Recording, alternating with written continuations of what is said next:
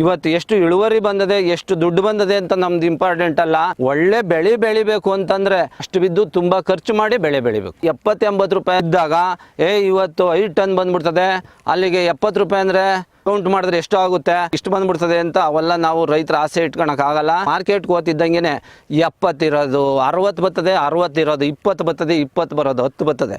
ಒಳ್ಳೆ ಇಳುವರಿ ಬಂದು ಒಳ್ಳೆ ಬೆಳೆ ಬಂದ್ರೆ ನಮಗೆ ಅದರಂತ್ರ ತೃಪ್ತಿ ಇನ್ಯಾವುದೂ ಇಲ್ಲ. ಜೂನ್ 10ರಿಂದ ನಾವು ಕಿತ್ತಿದ್ದೀವಿ ನೋಡಿ. ಇಲ್ಲಿಂದ ಒಂದು 4 ಸತಿ 5 ಸತಿ ಕಿತ್ತಿರ್ಬೋದು ನೋಡ್ರಿ. ಒಳ್ಳೆ ಸೆಟ್ಟಿಂಗ್ ಇದೆ ಅಂತ ಅನ್ಕೊಂಡಿದ್ದೀನಿ.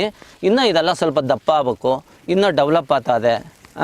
ಆಮೇಲೆ ಫ್ಲವರ್ ಅದೇ ಸಾಕು. ಸೆಟ್ಟಿಂಗ್ ಕಡಿಮೆ ಇದ್ರೂ ಒಂದು 80-90 ಗ್ರಾಮ್ ಬಂದುಬಿಟ್ರೆ ಒಳ್ಳೆ ಇನ್ನೂ ಒಂದು 5 ರೂಪಾಯಿ ಜಾಸ್ತಿ ಹೋಗುತ್ತೆ.